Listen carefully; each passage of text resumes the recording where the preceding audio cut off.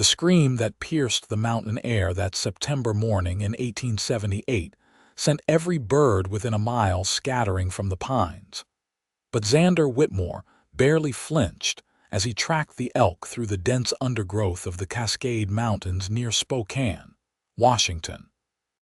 He had heard worse sounds in these mountains, sounds that would make a grown man's blood run cold, but something about this particular cry made him pause mid-step and turn his weathered face toward the narrow trail that wound up through the rocky terrain. The elk could wait. Something in his gut told him that scream meant trouble, and Xander had learned long ago to trust his instincts in these unforgiving mountains. He moved with surprising speed for a man of his size, his powerful legs carrying his muscular frame up the incline with the ease of someone who had spent the better part of 30 years navigating this wilderness. His long dark hair, streaked with just a hint of silver at the temples, was tied back with a leather cord, and his flannel shirt strained slightly across his broad shoulders as he climbed higher. The morning sun filtered through the towering pines, casting long shadows across the trail as he rounded a bend and stopped short at what he saw. A woman lay crumpled on the rocky path like a discarded doll, her traveling dress torn and dusty, one arm bent at an awkward angle beneath her. Her bonnet had fallen away, revealing golden hair that had come loose from its pins and now spread around her pale face like a halo. Xander dropped to his knees beside her, his calloused fingers immediately going to her throat to check for a pulse. It was there, faint but steady, and he released a breath he had not realized he was holding. "Miss, can you hear me?" His deep voice was surprisingly gentle as he carefully turned her onto her back, supporting her head with one large hand. She did not respond, her eyelids fluttering but not opening. He could see the bluish tint to her lips, the way her skin felt cold despite the warmth of the morning. Exposure, dehydration, possibly a fever. He had seen it before in travelers who underestimated these mountains. Xander quickly assessed her injuries with practiced efficiency. Her left ankle was badly swollen, likely sprained or broken.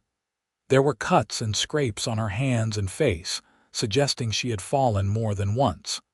But it was the heat radiating from her forehead despite her cold extremities that concerned him most. Fever. She needed help, and she needed it soon. The nearest town, Spokane, was at least 15 miles down the mountain, a hard journey even for a healthy person. His cabin was closer, maybe 5 miles through rough terrain, but it was the only real option.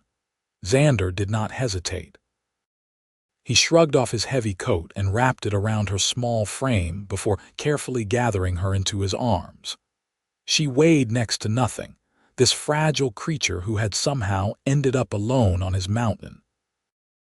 The journey back to his cabin was grueling even for Xander, whose strength was legendary among the trappers and hunters who occasionally crossed his path.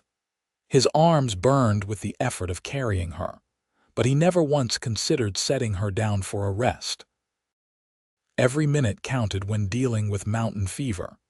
He talked to her as he walked, his low voice steady and calm, telling her she was going to be all right, that he had her, that she was safe now.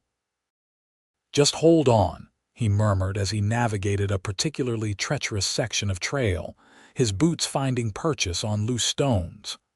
"My cabin is not much farther. You are going to make it." By the time he kicked open the door to his small but sturdy cabin, sweat was running down his face despite the cool mountain air. He carried her straight to his bed, the only real piece of furniture in the single-room dwelling, and laid her down as gently as if she were made of spun glass. The fire in the hearth had burned down to embers, and he quickly stoked it back to life, adding fresh logs until warmth began to fill the space. Water was his first priority. He had a rain barrel outside and a small spring-fed stream nearby. He filled his largest pot and set it to heat over the fire, then turned his attention back to his unexpected guest. Her breathing was shallow and rapid, and when he placed his hand on her forehead again, she was even hotter than before. Xander had nursed injured animals back to health more times than he could count, and he had patched himself up after more than a few close calls with bears and mountain lions. But a woman was different. He hesitated for only a moment before beginning to work. Her life depended on him, and propriety would have to take a back seat to survival. He cut away her ruined dress with his hunting knife, working carefully to preserve her modesty as much as possible, while still allowing him to assess and treat her injuries. Under the layers of dusty fabric, he found more bruises, more scrapes, evidence of a hard journey that had pushed her beyond her limits. He covered her with his cleanest blanket before tackling her swollen ankle. The joint was hot and inflamed, but when he gently probed the bones, nothing felt broken. A bad sprain, then, which was better than the alternative. He wrapped it tightly with strips of clean cloth, then elevated it on a folded fur. The cuts on her hands and face he cleaned with warm water, his large fingers surprisingly deft as he worked. But it was the fever that worried him most. He had seen mountain fever take strong men in a matter of days. This woman, delicate and already weakened, might not have that long. He soaked cloths in cool water from his barrel and placed them on her forehead, her neck, her wrists, changing them frequently as they warmed. He managed to get a few drops of water past her cracked lips, then a weak tea made from willow bark for the fever. The first night was the worst. She thrashed in delirium, crying out in a voice hoarse from thirst and fever. Xander sat beside the bed, replacing the cool cloths, urging sips of water and tea down her throat whenever she was calm enough. She spoke in broken fragments, words that made little sense strung together. She called for someone named Margaret, pleaded with someone to wait, sobbed that she could not go back. "Shh," Xander soothed, his large hand smoothing the damp hair back from her forehead. "You are safe here. No one is going to hurt you." As dawn light crept through the cabin's small window, her fever finally broke. The heat that had been radiating from her skin began to cool, and her breathing evened out into genuine sleep, rather than the restless unconsciousness that had gripped her through the night. Xander slumped in his chair, exhaustion hitting him like a physical blow. He had not slept, had barely moved from her side, and now that the immediate crisis had passed, his body demanded rest. But first he needed to make sure she stayed stable.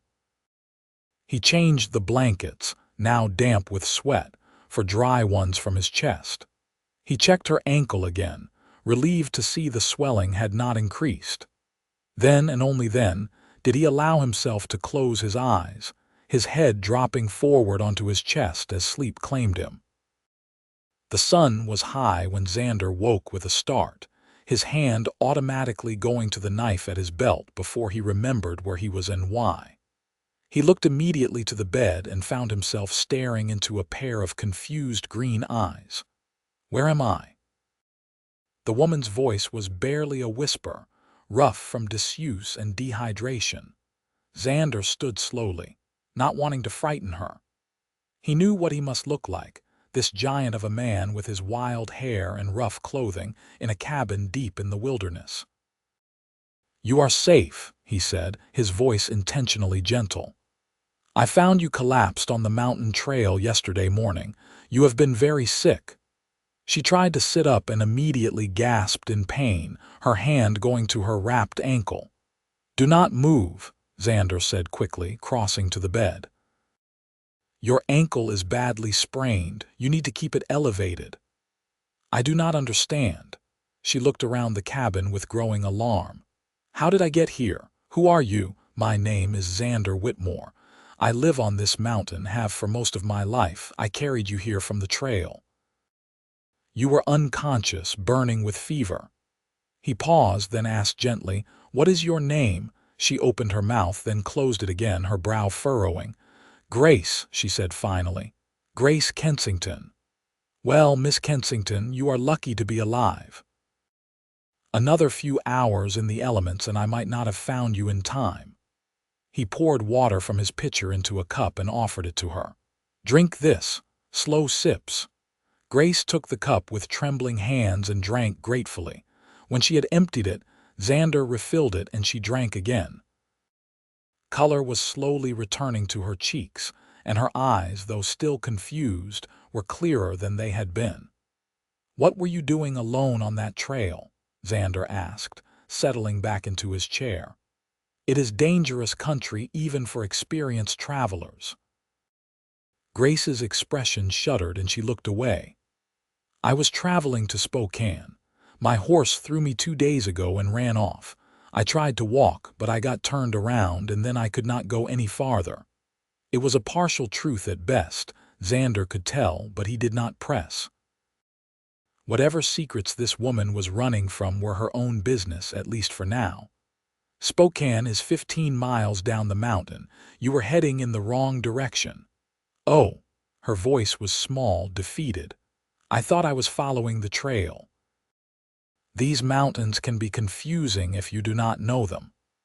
Xander stood and moved to the fire, where he had a pot of stew that he had made the day before.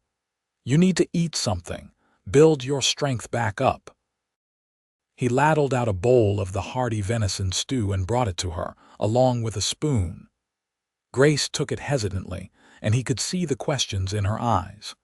Questions about why this stranger was helping her, what he expected in return, whether she was truly safe here. He understood.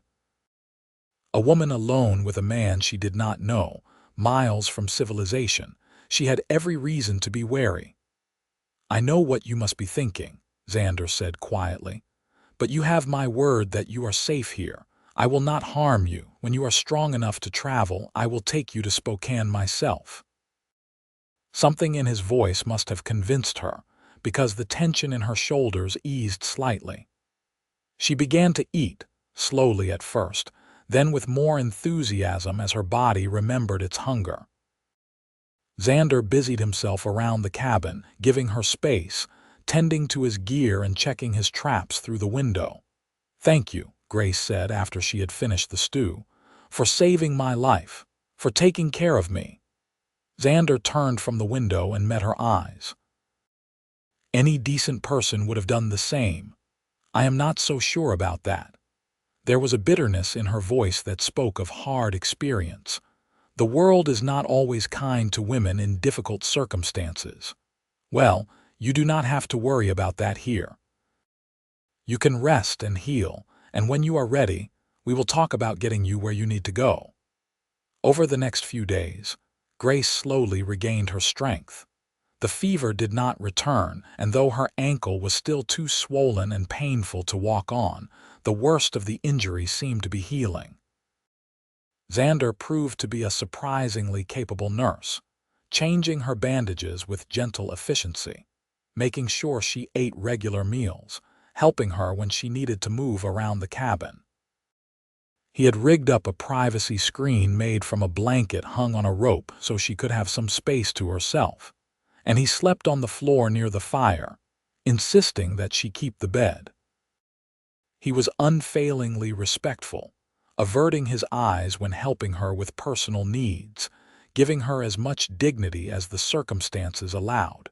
Grace found herself studying him when he was not looking. Xander was unlike any man she had ever known. He moved with a quiet confidence born of self-reliance, his powerful body honed by years of hard work in the mountains. When he chopped wood outside the cabin, she watched through the window as his axe rose and fell with mechanical precision, his broad shoulders and muscular arms making short work of even the largest logs. But it was not just his physical presence that intrigued her. There was a gentleness to him that seemed at odds with his rough exterior. The way he talked to the wild animals that sometimes ventured near the cabin, the care he took with her injuries, the patience he showed when she was frustrated by her own weakness. He was a man comfortable in his own skin, at peace with his solitary life in a way that both fascinated and puzzled her. "How long have you lived up here?" she asked one evening as they sat near the fire, Xander whittling a piece of wood while Grace worked on mending one of his shirts with needle and thread he had produced from somewhere. "Since I was about 15, Xander replied, his knife moving smoothly over the wood. "My father was a trapper. Brought me up here to learn the trade. He died when I was 17 and I just stayed. This mountain is home. Do you ever get lonely?" Xander paused in his whittling and looked at her, his dark eyes reflecting the firelight. "Sometimes. But loneliness is better than being around people who do not understand you. Up here, things are simple, honest. A bear is just a bear, not pretending to be something it is not." Grace understood that sentiment more than he knew. "I think I know what you mean." "What about you?" Xander asked. "What were you really doing on that trail, Grace Kensington?" She had known this question would come eventually. She set down her mending and stared into the fire, debating how much to tell him. But something about Xander made her want to be honest, to share the burden she had been carrying alone for so long.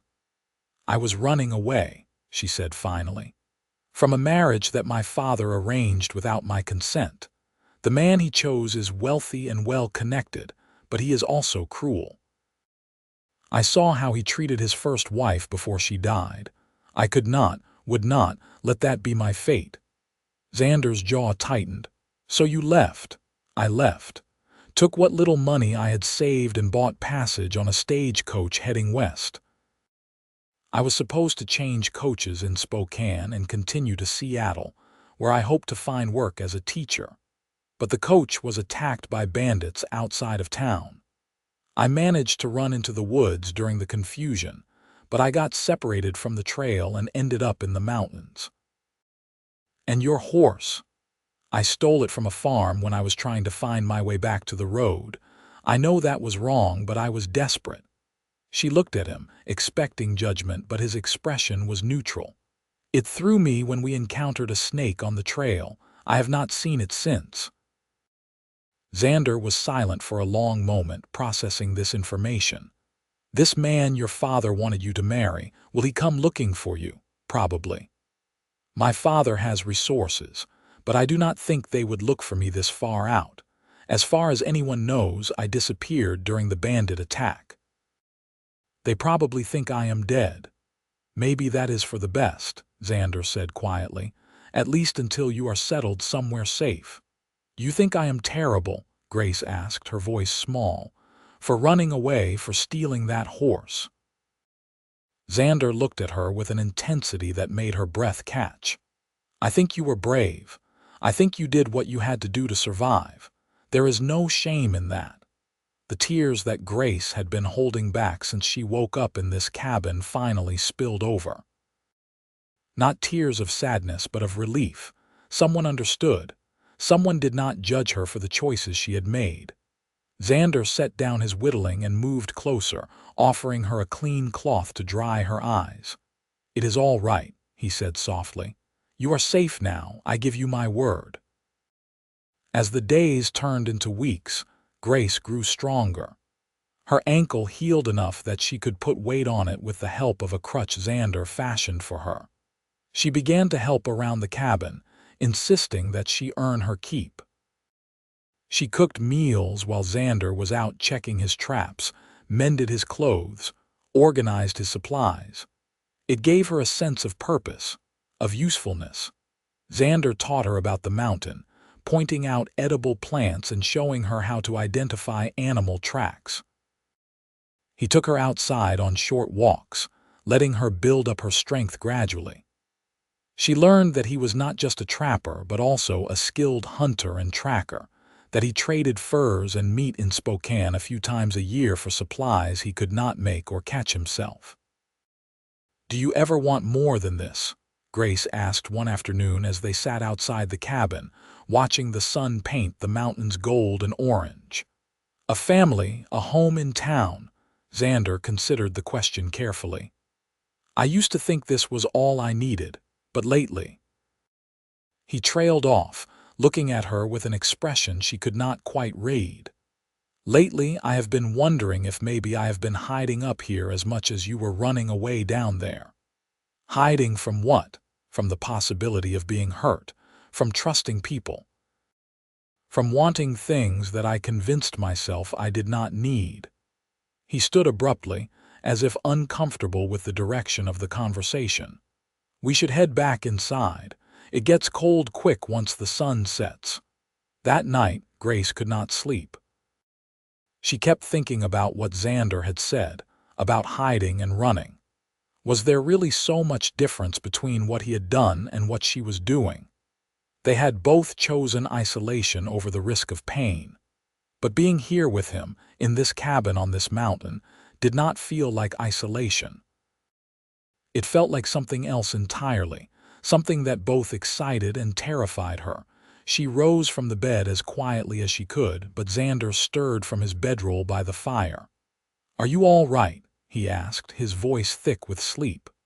"I could not sleep. I am sorry I woke you. You did not." He sat up, the blanket falling away to reveal his bare chest, muscled and scarred from years of hard living. Grace tried not to stare. "Something on your mind?" She moved to the fire and sat down, wrapping a blanket around her shoulders. "I have been thinking about what you said earlier. About hiding." Xander added a log to the fire, sending sparks spiraling up toward the ceiling. "Have you? I think you were right. I have been running for so long that I forgot what I was running toward, only what I was running from." She looked at him, her green eyes bright in the firelight. "But being here with you has made me realize that maybe running is not the answer. Maybe finding a place to stand and fight is. Fighting is not always about violence, Grace. Sometimes it is about choosing to be vulnerable, to let someone see the real you. That takes more courage than any physical battle. Is that what you are doing, being vulnerable?" Xander met her gaze steadily. "I am trying. You make me want to try." The air between them seemed charged with possibility. Grace felt her heart racing, felt the pull toward this man who had saved her life, who had shown her kindness without expecting anything in return. She knew it was dangerous, knew she should be cautious, but caution had not saved her before and it would not save her now. "Xander," she said softly. "What do you want, really want?" He was quiet for so long that she thought he might not answer. When he finally spoke, his voice was rough with emotion. "I want to wake up and not feel alone. I want someone to share this life with, to laugh with, to build something real with. I want." He stopped, shook his head. "It does not matter what I want." "Why not?" "Because you have your own life to live, your own dreams to chase. I cannot ask you to give that up to stay on a mountain with a man you barely know." Grace felt something shift in her chest, something that felt like pieces falling into place. "What if I want to stay?" Xander looked at her sharply. "You do not know what you are saying. You have been through a trauma. You are grateful for being rescued. That is not the same as wanting to build a life here." "Do not tell me what I feel," Grace said, her voice stronger than it had been in weeks. "I know the difference between gratitude and genuine feeling. Yes, you saved my life, but that is not why I want to stay. I want to stay because in the few weeks I have been here, I have felt more like myself than I have in years. I want to stay because when I think about leaving, about never seeing you again, it feels like losing something precious." Xander stood and paced to the window, his back to her. "You deserve more than this. More than a cabin in the woods with a man who barely knows how to live among civilized people." Grace got to her feet, her ankles strong enough now to bear her weight without the crutch. She crossed to where he stood and placed her hand on his arm. Even through his shirt, she could feel the heat of his skin, the strength of the muscle beneath. "You are the most civilized man I have ever known," she said firmly. Civilization is not about fancy houses and proper etiquette. It is about treating people with kindness and respect, about doing what is right even when it is hard. You have shown me more care and consideration than men who pride themselves on being gentlemen." Xander turned to face her, and she saw the conflict in his eyes. Want warring with doubt, hope fighting against fear. "Grace, I." She stood on her toes and kissed him, cutting off whatever protest he was about to make. For a moment he froze, shocked, and then his arms came around her, pulling her close as he kissed her back with a fierce tenderness that made her knees weak. His lips were warm and demanding, and she felt herself melting into him, into this moment that felt both inevitable and miraculous. When they finally broke apart, both breathing hard, Xander rested his forehead against hers. "Are you sure?" he whispered. "Are you absolutely sure this is what you want?" "I have never been more sure of anything in my life." He kissed her again, slower this time, savoring it. When he pulled back, his eyes were bright with emotion. "I love you, Grace Kensington. I think I have loved you since I found you on that trail, so fragile and fierce all at once. I love your strength, your courage, your laugh. I love the way you hum while you cook, and the way you are not afraid to tell me when I am being stubborn." Grace felt tears streaming down her face, but they were happy tears this time. "I love you too, Xander Whitmore. I love your gentleness and your strength. I love how you talk to the birds like they understand you, and how you never make me feel weak for needing help. I love this life you have built, and I want to help you make it even better." They held each other in the firelight, two people who had found in each other exactly what they had been missing. Outside, the wind howled through the pines, but inside the cabin was warm and full of possibility. The next morning, Xander woke before dawn as he always did, but for the first time in years he was not alone. Grace was curled up beside him on his bedroll near the fire, her golden hair spread across his arm. They had talked late into the night, making plans, dreaming about the future. He had promised to take her to Spokane when she was ready, to help her send word to her family that she was alive but would not be returning, to make their union official if that was what she wanted. But first, he wanted to show her his world, truly show her, so she could make an informed choice about whether this life was really what she wanted.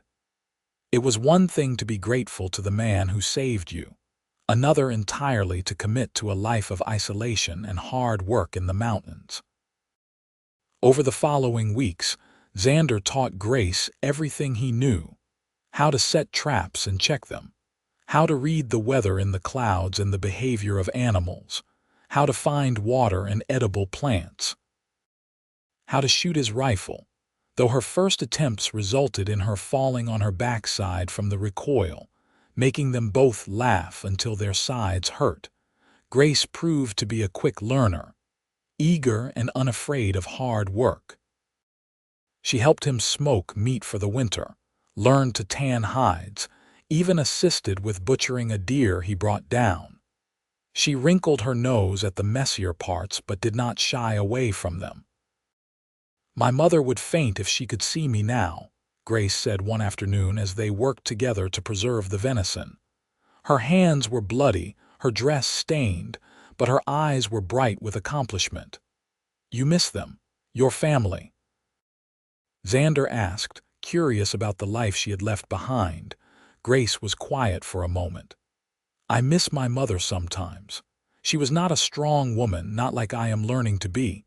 She always did what my father told her, never questioned his decisions. I think that is why she went along with the arranged marriage. It was easier than fighting him. That does not mean she did not love you. No, I know she loved me, in her own way, but love is not always enough, is it? Sometimes you have to be willing to fight for the people you love, to protect them even when it is hard. She was not willing to do that." Xander reached over and squeezed her hand, leaving a smear of blood on her fingers. "You are nothing like her." You are strong and brave, and anyone who cannot see that is a fool." As autumn deepened and the air grew colder, Xander began preparing the cabin for winter. He reinforced the walls, stocked the wood supply, made sure they had enough preserved food to last through the heavy snows that would soon make travel impossible. Grace worked alongside him, learning, helping, proving day after day that she was committed to this life. One evening in late October, as they sat by the fire after a long day of work, Xander pulled out a small leather pouch from his chest. "I want to show you something," he said, his voice oddly nervous. He opened the pouch and withdrew a ring, simple but beautiful, made of silver with a small blue stone set in the center. "This was my mother's," he explained. "One of the few things of hers that I kept after she died. I always thought I would give it to my wife someday if I ever found someone who could love this life the way I do." Grace's breath caught. "Xander." He took her hand in his calloused fingers gentle against her skin. "Grace Kensington, I know we have not known each other long by conventional standards, but I have learned more about you in these past months than most people learn about their spouses in years.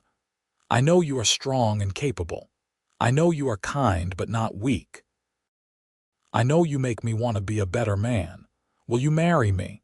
Will you stay here and build a life with me in these mountains?" "Yes," Grace said without hesitation, tears streaming down her face. "Yes, 1,000 times yes." Xander slipped the ring onto her finger, and it fit perfectly, as if it had been made for her. Then he kissed her with all the passion and tenderness he had been holding back, and she kissed him back with equal fervor. They made love that night for the first time, slowly and carefully, learning each other's bodies with the same patience and attention they had brought to everything else in their relationship. Afterward, as they lay tangled together in the warmth of the bed, Grace traced the scars on Xander's chest with her fingertips. "Tell me about these," she said softly. "This one is from a mountain lion when I was 19, he said, pointing to a long scar across his ribs. "This one is from a knife fight with a drunk trapper who thought I was cheating him. This one is from getting too close to a mama bear with cubs. You have lived a dangerous life. It is the only life I have known, but it will be less dangerous now that I have someone worth being careful for." Grace smiled and kissed the scar over his heart. "I am going to hold you to that." When the first heavy snows came in November, the mountain transformed into a wonderland of white. Xander and Grace were snowed in for days at a time, but neither of them minded. They spent long hours by the fire, talking and laughing, making love, simply enjoying each other's company. Xander taught Grace to play chess with a set carved from wood. Grace taught Xander songs from her childhood, her voice sweet and clear in the quiet of the cabin. One particularly cold night, as wind rattled the shutters and snow piled high against the walls, Grace asked the question that had been on her mind for weeks. "When spring comes, will we go to Spokane? To make our marriage official?" Xander pulled her closer, his arm secure around her shoulders. "If that is what you want. Though I should warn you, the preacher in Spokane is not going to be thrilled about marrying us. He has some very particular ideas about propriety. I do not care what he thinks. I want to be your wife in the eyes of the law as well as in my heart." "Then we will make it so. As soon as the pass is clear, we will make the journey." "What will we do about my family? My father will still be looking for me." Xander was quiet for a moment, thinking. "We will send a letter. Tell them you are alive, that you are married, that you are happy. You do not owe them more than that. You are a grown woman, Grace. You have the right to live your own life. I know. But I worry that my father will not see it that way. He is not a man who accepts defiance easily. Then he will have to learn. Because I will not let anyone take you from me, not without a fight. The fierce protectiveness in his voice made Grace feel safe in a way she had never experienced before. She nestled closer to him, breathing in his familiar scent of pine and wood smoke. "I love you, Xander Whitmore." "I love you too, Grace. More than I thought it was possible to love anyone." Winter passed slowly but not unpleasantly. Xander went out regularly to check his trap lines, and Grace learned to manage the cabin alone during his absences. She kept the fire going, prepared meals, even ventured outside to fetch wood from the covered pile Xander had prepared. The first time she successfully snared a rabbit in one of the nearby traps, she was so proud that she could barely contain her excitement when Xander returned. "Look what I caught," she exclaimed, holding up the rabbit. "All by myself." Xander's face lit up with genuine pride. "Well done. You are becoming quite the mountain woman.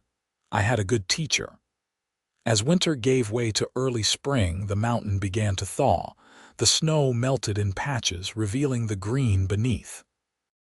Streams that had been frozen solid began to flow again, their waters crystal clear and icy cold. The animals emerged from their winter dens, and the forest came alive with sound and movement.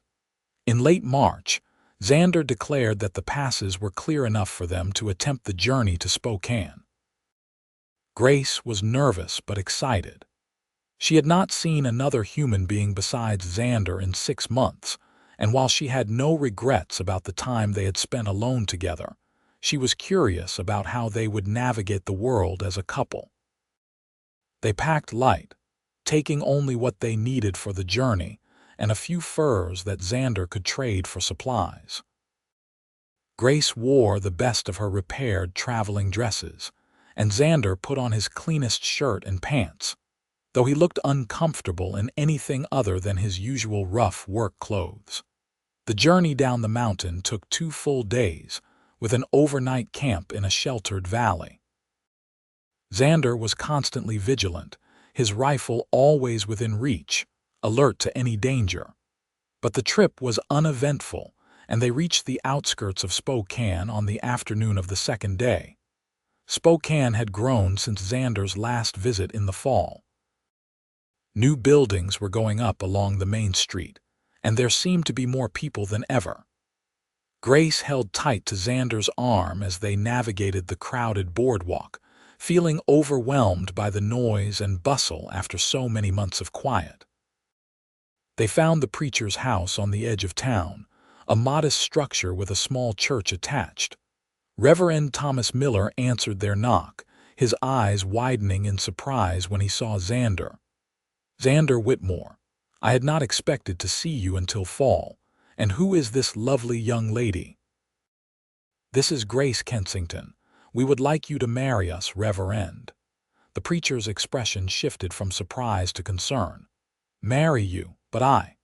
Well, this is highly irregular. Miss Kensington, are you entering into this union of your own free will?" Grace understood his concern. She was a proper young lady standing next to a mountain man who looked like he could tear a tree from the ground. To the Reverend, it probably looked like coercion.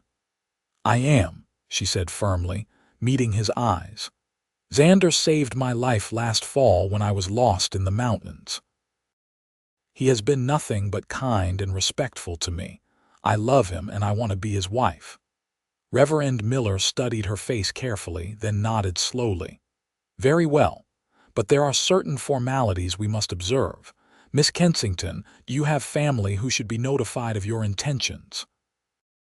"My family is in Boston. They believe me to be dead, lost in a bandit attack on the stagecoach I was traveling on. I would like to send them word that I am alive and well, but I will not seek their permission for this marriage. I am 22 years old, well past the age of consent." The Reverend looked troubled but did not argue. "I will need witnesses for the ceremony, and it would be proper to wait at least a few days to ensure that you are both certain of this decision." Xander spoke up, his voice calm but firm. "We have spent the winter together in my cabin, Reverend. We are as certain as any 2 people can be. We would appreciate your blessing and the legal sanction of our marriage, but with or without it, Grace is my wife and I am her husband." Something in Xander's tone made it clear that this was not a negotiation. Reverend Miller sighed and nodded. "Very well. I can perform the ceremony tomorrow morning if you can find 2 witnesses. In the meantime, Miss Kensington, you are welcome to stay in our guest room. It would not be proper for you to share lodgings with Mr. Whitmore before the wedding." Grace started to protest, but Xander squeezed her hand gently. "We appreciate your hospitality, Reverend. Grace will stay here tonight and I will find a place at the boarding house." That evening, Grace sat with Reverend Miller and his wife Martha at their dinner table, answering their questions about her background and her plans. Mrs. Miller was a kind woman, motherly and warm, and she seemed genuinely concerned for Grace's welfare. "You must understand our caution, dear," she said as she poured tea. "We have seen young women make hasty decisions before, only to regret them later. Life on the frontier is hard, especially for someone raised in the city." "I understand," Grace replied. "But I have already lived through 6 months of that life, Mrs. Miller. I know what I am choosing. Xander has been patient in teaching me everything I need to know. I am not afraid of hard work. But what about children? What about doctors and schools? Have you thought about what it will mean to raise a family so far from civilization?" Grace had thought about it many times during the long winter nights. "I hope we will have children someday.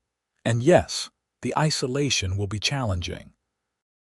But Xander and I have already discussed building a larger cabin, perhaps even starting a small ranch. We will not be as isolated forever. The territory is growing. Who knows what opportunities might come in the future?" Mrs. Miller smiled and patted her hand. "You have a good head on your shoulders, I can see that. I just want to make sure you are making this choice with your eyes open." "I am. I promise you I am." The next morning dawned clear and beautiful, the spring sun warming the air. Grace dressed in a simple gown that Mrs. Miller lent her, pale blue with white lace at the collar and cuffs.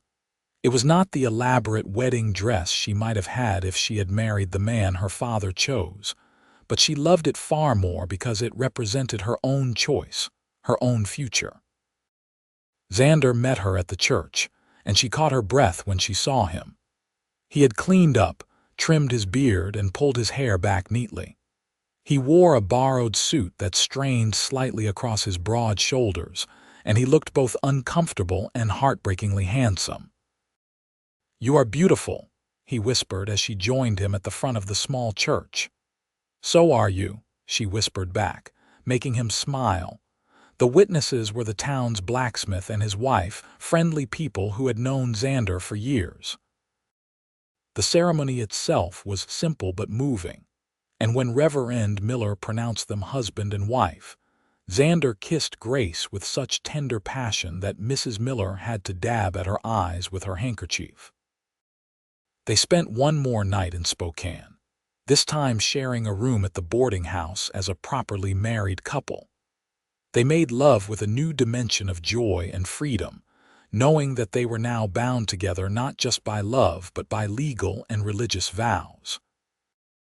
The next morning, before they left town, they stopped at the general store to purchase supplies and for Grace to write a letter to her family. She labored over the words, trying to find a way to explain her choices without causing unnecessary pain. "Dear Mother and Father," she wrote, "I know you believed me lost in the bandit attack, and I am sorry for the grief my absence must have caused. But I want you to know that I am alive and well. I have married a good man named Xander Whitmore, and we are making a life together in the Washington territory. I will not be returning to Boston. Please do not look for me. I am happy, truly happy, for the first time in my life. I hope someday you can understand and forgive me for the worry I have caused. Your loving daughter, Grace." She sealed the letter and gave it to the postmaster with instructions to send it east. Then she and Xander began the journey back up the mountain, back to their home. The cabin looked different to Grace now, not just as a place of refuge but as a true home. She had left it as Xander's guest and returned as his wife. Over the next few months, they worked together to improve the property. Xander began building an addition to the cabin, 2 more rooms that would give them more space and privacy for the future family they both hoped for. Grace started a garden near the cabin, planting vegetables and herbs that would help sustain them through the next winter. She was proud of her small plot of land, tending it carefully, delighting when the first green shoots pushed through the soil. Summer in the mountains was glorious. The days were long and warm, the nights cool and perfect for sleeping under piles of furs. Xander took Grace on long hikes through the wilderness, showing her hidden valleys and crystal-clear lakes, teaching her the names of wildflowers and the calls of different birds. One afternoon in July, they were swimming in a secluded mountain pool when Grace swam over to where Xander was floating on his back, staring up at the brilliant blue sky. "I have something to tell you," she said, her voice both nervous and excited. Xander stood up in the shallow water, his hands coming to rest on her waist. "What is it?" "I think I am with child. I have missed my monthly courses for 2 months now, and I have been feeling sick in the mornings."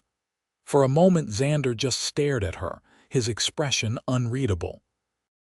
Then a smile broke across his face, so wide and genuine that Grace felt her own smile growing to match it. He picked her up and spun her around, laughing with pure joy. "We are going to have a baby," he shouted to the mountains, his voice echoing back to them. "We are going to be parents." Grace laughed and cried at the same time, overwhelmed by the happiness of the moment. When Xander finally set her down, he kissed her deeply, his hands gentle on her still flat stomach. "I am going to build you the best cradle that has ever been made," he promised. "And the addition to the cabin will be done before the baby comes. I will make sure you have everything you need." "All I need is you," Grace said, meaning it with every fiber of her being.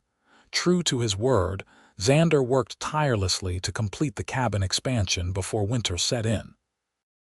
By the time the first snows fell in November, they had 2 additional rooms completed and furnished. One would serve as a bedroom for them, and the other was set up as a nursery with the beautiful cradle Xander had crafted from smooth pine. Grace's pregnancy progressed well, though the morning sickness was difficult in the early months. Xander was attentive and patient, making her ginger tea and holding her hair back when she was sick, never complaining or making her feel like a burden. As her belly swelled with the growing life inside her, Grace sometimes felt afraid. They were so far from any doctor or midwife. What if something went wrong? But Xander reassured her, reminding her that women had been giving birth in the wilderness for thousands of years, that her body knew what to do. "I will be with you every step of the way," he promised. "And if there are any complications, I will get you to Spokane, I swear it." In late February, as a fierce winter storm raged outside, Grace went into labor. The contractions started in the evening, gentle at first but gradually building in intensity. Xander helped her walk around the cabin, supporting her when the pains grew too strong, talking to her in his calm, steady voice. "You are doing so well," he murmured as she gripped his hand through another contraction. "You are the strongest woman I have ever known." The labor was long and hard, lasting through the night and into the next day. There were moments when Grace was sure she could not go on, when the pain was so intense that she wanted to give up. But Xander never left her side, never stopped believing in her, and somehow that gave her the strength to keep going. Finally, as the storm outside began to clear and weak sunlight filtered through the window, Grace gave one last push and felt the baby slip free. Xander caught the tiny, squalling infant in his large hands, tears streaming down his face. "It is a boy," he said, his voice choked with emotion. "Grace, we have a son." He cleaned the baby carefully and wrapped him in soft cloths before placing him in Grace's arms.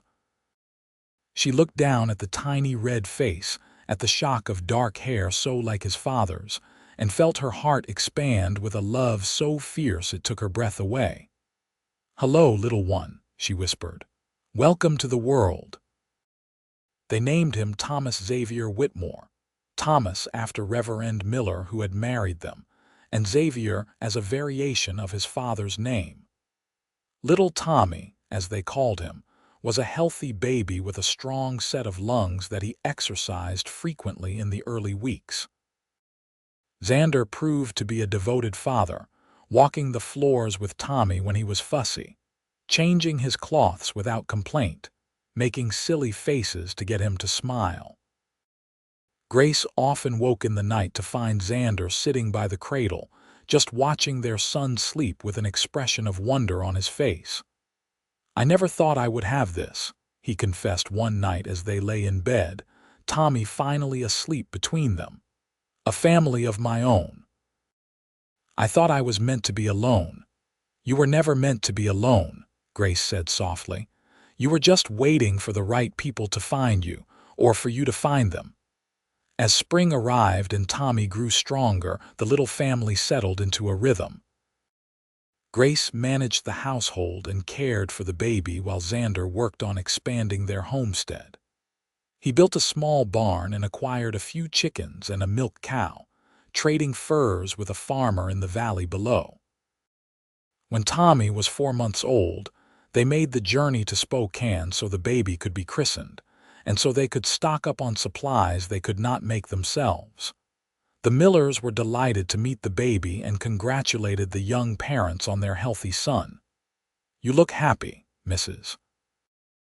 Miller observed as she held Tommy, cooing at him. "Both of you. I am so glad we were wrong to worry." "We are very happy," Grace confirmed. "Happier than I ever imagined being." That evening, as they prepared to return to the mountain, the postmaster approached them with a letter. Grace recognized her mother's handwriting on the envelope, and her heart began to race. Back at the cabin a few days later, Grace finally worked up the courage to open the letter. Xander sat beside her, holding Tommy, as she unfolded the paper with trembling hands. "My dearest Grace," the letter began. "Your father and I were overjoyed to receive your letter and to know that you are alive. I will not pretend that we were not hurt and disappointed by your choices, but we are trying to understand. Your father has called off the engagement to Mr. Henderson, though he was not pleased about it. He has also made it clear that you are not welcome to return home unless you leave your husband and come back to live as a proper daughter should. I, however, do not share his view. I miss you terribly, my dear girl, and I would very much like to meet this man you have married and any children you may have. I am enclosing some money that I have saved from my household allowance over the years. It is not much, but I hope it will help you as you build your new life. Please write to me when you can and send word of how you are faring. Your loving mother, Margaret." Grace read the letter twice, tears streaming down her face. It was not complete acceptance, and it hurt that her father still rejected her choice. But her mother's words were a balm to wounds she had not fully acknowledged. Someone from her old life still loved her, still cared about her happiness. "What does it say?" Xander asked gently. Grace handed him the letter and watched as he read it, his expression softening. "Your mother sounds like a good woman. She is, or she is trying to be. I think maybe my leaving gave her courage to stand up to my father in her own way. Will you write back to her?" "Yes. I will tell her about you, about Tommy, about our life here. I want her to know that I am truly happy." Over the next few years, Grace maintained a correspondence with her mother, exchanging letters several times a year. She sent sketches of the cabin and photographs when they could afford to have them taken on their trips to Spokane. Her mother sent packages with baby clothes and books, small luxuries that made life on the mountain a little easier.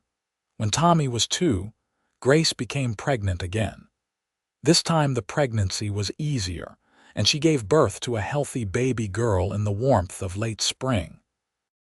They named her Margaret Alina, after Grace's mother and Xander's mother. Little Maggie had her mother's golden hair and her father's dark eyes, and she was as sweet-tempered as Tommy was adventurous.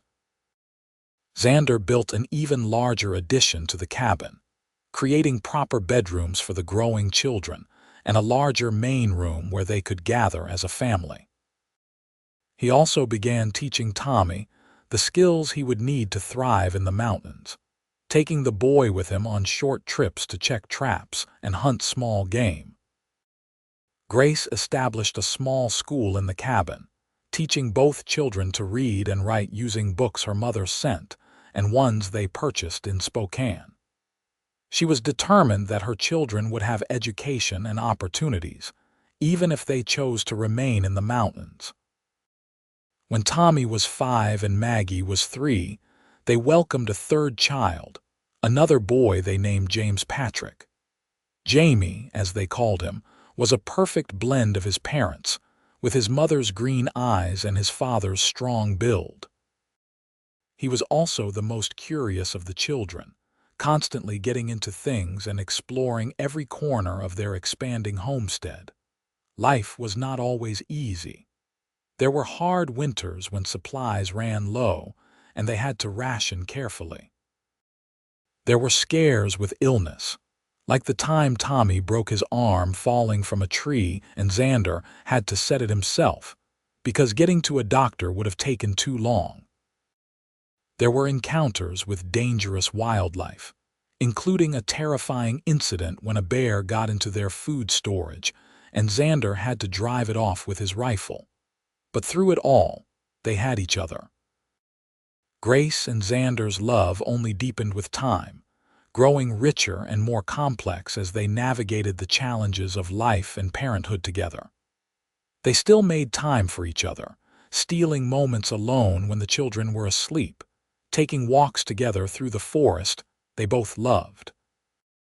One evening when Tommy was 7, Maggie was 5, and Jamie was 2, the family sat around the dinner table that Xander had built from logs he had cut and milled himself.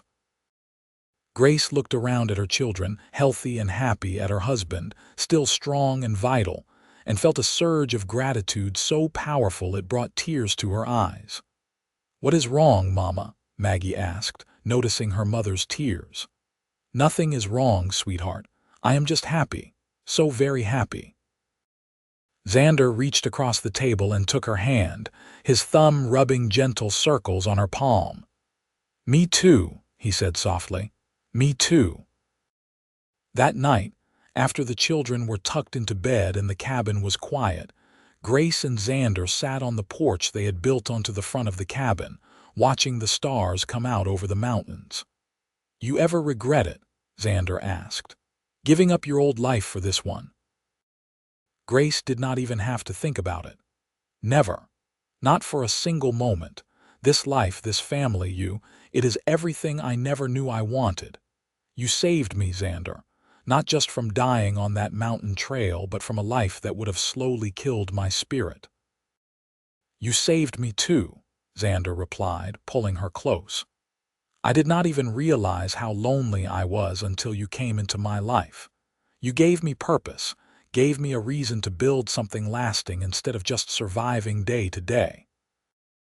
They sat in comfortable silence, listening to the night sounds of the forest, secure in the knowledge that whatever challenges tomorrow might bring, they would face them together. As the years passed, the Whitmore family became something of a legend in the region around Spokane. The mountain man who had found a dying woman and married her, the city girl who had become as tough and capable as any frontier woman, and their 3 strong, intelligent children who could track a deer through the forest and recite Shakespeare with equal skill. When Tommy turned 18 in 1896, He announced his intention to attend university in Seattle, using money he had earned from selling furs and helping neighboring homesteaders. Grace was proud but heartbroken to see her eldest leave, even as she encouraged him to pursue his dreams. "You do not have to go," Xander told him the night before he left. "There is no shame in staying here and making your life on the mountain like I did." Tommy, who had grown into a strong young man with his father's build and his mother's quick mind, shook his head. "I want to go, Pa. I want to see the world, learn new things. But I will come back. This mountain is in my blood. I will always come back." And he did, returning every summer to help with the harvest and spend time with his family, bringing with him stories of the wider world and the changes sweeping across the country as the 19th century gave way to the 20th. Maggie, who had inherited her mother's love of learning and her father's practical skills, became a teacher at the growing school in Spokane. She married a kind man named Robert Thorne, a schoolteacher himself, and they built a house in town but visited the mountain often, bringing their own children to learn from their grandparents. Jamie, the youngest and most adventurous, became a forest ranger, dedicating his life to protecting the wilderness he had grown up in. He remained unmarried, preferring the solitary life of the mountains, though he was never truly alone with his family so close. Grace's mother visited twice before she passed away in 1902, making the long journey west to meet her grandchildren and see for herself the life her daughter had built. She and Xander formed an unexpected friendship, the refined Boston lady and the mountain man finding common ground in their love for Grace and her children. "You made her happy," Margaret told Xander on her last visit, when they sat together on the porch while Grace was inside preparing dinner. "That is all I ever wanted for her. Thank you for giving her the life she deserved." "She gave me the same thing," Xander replied. "I am the lucky one." As Xander and Grace grew older, they did not slow down so much as change their pace. They spent more time with their grandchildren, teaching them the same skills they had taught their own children. They improved and expanded the homestead, adding a proper greenhouse so Grace could grow vegetables year-round, building a larger barn, acquiring more livestock. On their 25th wedding anniversary in 1904, their children and grandchildren threw them a celebration at the cabin. There was music and dancing, more food than they could possibly eat, and speeches that made both Grace and Xander cry with joy and laughter. As the sun set and the celebration wound down, Grace and Xander walked hand in hand to their favorite spot, a rocky outcropping that offered a view of the entire valley below. They sat together as they had done countless times before, watching the light fade from the sky. 25 years, Grace marveled. "It seems like both forever and no time at all." "The best 25 years of my life," Xander said, kissing her temple. His hair was completely silver now, and his face was lined with age, but his eyes were still the same dark, intense eyes that had looked at her with such concern and care that first day she woke up in his cabin. "Mine too. I love you, Xander Whitmore. I will love you until my last breath and beyond." "And I love you, Grace. You are the best thing that ever happened to me. Finding you on that trail was the luckiest day of my life." They watched the stars come out together, two souls who had found in each other exactly what they needed, who had built a life and a legacy that would endure long after they were gone. The cabin stood strong behind them, lights glowing in the windows, filled with the sound of their children's and grandchildren's voices. The mountains stretched out before them, eternal and unchanging, a witness to their love and their lives. As they finally stood to return to the celebration, Grace paused and looked back at the trail that wound up into the higher elevations, the trail where Xander had found her collapsed and dying all those years ago. "Do you ever think about what would have happened if you had not gone that way that morning?" she asked. "If you had chosen a different route?" Xander pulled her close, his arms still strong despite his age. "I think about it sometimes. But I also think that somehow, some way, we would have found each other. We were meant to be together, Grace. I have to believe that." Grace smiled and kissed him, tasting the salt of happy tears on both their lips. "I believe that too." They walked back to the cabin together, to their family, to the life they had built with love and hard work and unwavering commitment to each other.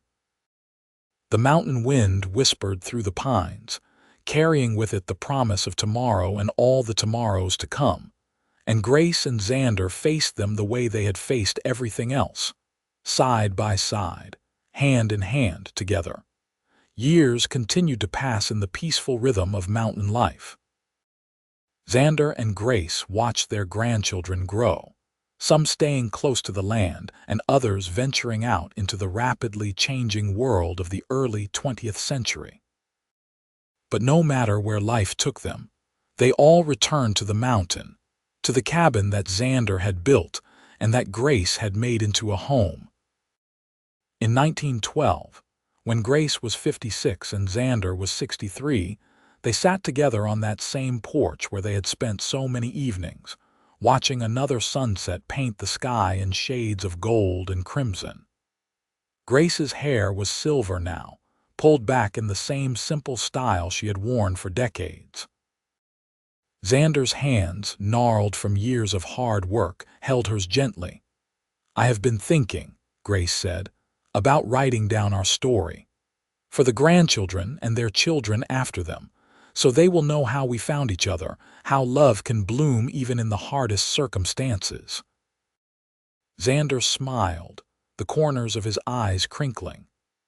"I think that is a fine idea, though I do not know if anyone will believe that a half-dead woman in a fancy dress could become the strongest, most capable woman I have ever known.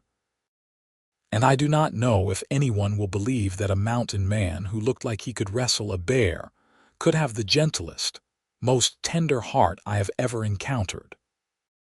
They laughed together, the easy laughter of two people who knew each other completely, who had weathered every storm together and come through stronger for it.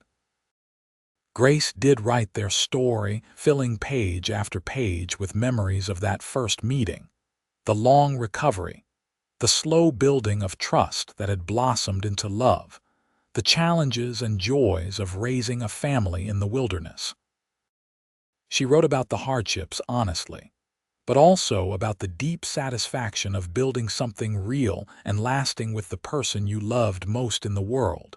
When Tommy came to visit that summer with his wife and 3 children, Grace showed him the manuscript. He read it with tears in his eyes, recognizing in the words the love that had shaped his entire life. "This is beautiful, Ma," he said, hugging her tight. "You should have it published. People need to hear stories like this." And so it was that, in 1913, a small publisher in Seattle released a slim volume titled "Found on the Mountain: The True Story of Grace and Xander Whitmore." It was never a bestseller, but it found its way into the hands of people who needed to read it. People who were looking for proof that love could conquer fear, that courage came in many forms, that home was not a place, but the people you chose to share your life with. Grace and Xander lived to see their 50th wedding anniversary in 1929, surrounded by 3 children, 12 grandchildren, and 5 great-grandchildren. The celebration was even larger than the one for their 25th anniversary, with people coming from as far as Seattle and even Boston, descendants of Grace's family who had finally embraced the unconventional life she had chosen. Xander passed away peacefully in his sleep in the winter of 1931, at the age of 82. Grace held his hand as he took his last breath, and though her heart broke at losing him, she was grateful for every single day they had shared. He was buried on the mountain he had loved, in a spot that offered a view of the valley and the trails where he had walked for so many years. Grace lived 3 more years, spending her final days in the cabin surrounded by her children and grandchildren. She spoke often of Xander, telling stories that made everyone laugh and cry, keeping his memory alive and vibrant. On a clear spring morning in 1934, with the windows open to let in the mountain breeze and the sound of birdsong, Grace closed her eyes and did not open them again. She was laid to rest beside Xander, the two of them together for eternity as they had been in life. The cabin remained in the family, passed down through the generations. It was expanded and modernized over the years, but the original rooms that Xander had built with his own hands were preserved, maintained with love and care. The story of Grace and Xander became a family legend, told and retold to each new generation, a reminder of where they came from and the strength that ran in their blood. Tommy's youngest grandson, a boy named Xander after his great-great-grandfather, grew up hearing the stories. In 1975, when he was 25 years old, he hiked up the mountain to the cabin with his girlfriend, a young woman named Sarah who had grown up in the city and had never experienced wilderness like this. They were walking along the old trail when Sarah stumbled, twisting her ankle badly. Young Xander caught her before she fell, sweeping her into his arms with ease despite her protests that she could walk. "I've got you," he said, his voice echoing the words his great-great-grandfather had spoken almost a century before. "You are safe now." As he carried her the remaining distance to the cabin, Sarah looked up at him with wonder and something deeper, something that felt like the beginning of forever. And in that moment, the cycle that had begun with a mountain man finding a collapsed woman on a trail continued. Proof that some loves are so powerful they echo through time, shaping not just individual lives but entire family lines. The mountain stood witness to it all, eternal and unchanging, holding within its forests and valleys the memories of a love story that had begun with a single act of kindness and had grown into a legacy that would endure for generations to come. Grace and Xander's story was not just about survival or even about love, though it was certainly both of those things. It was about choosing courage over fear, about building something real and lasting in a world that often felt temporary and fragile. It was about finding home not in a place but in another person, and about the transformative power of being truly seen and accepted for who you are. And so the story ends where it began, on a mountain trail in the Washington wilderness, with someone strong carrying someone who needed help, with the promise of love and a future being written in every step. The Whitmore family cabin still stands, a testament to what Grace and Xander built together, and on quiet nights when the wind whispers through the pines, you can almost hear their voices, laughing and talking, still together, still in love, still home.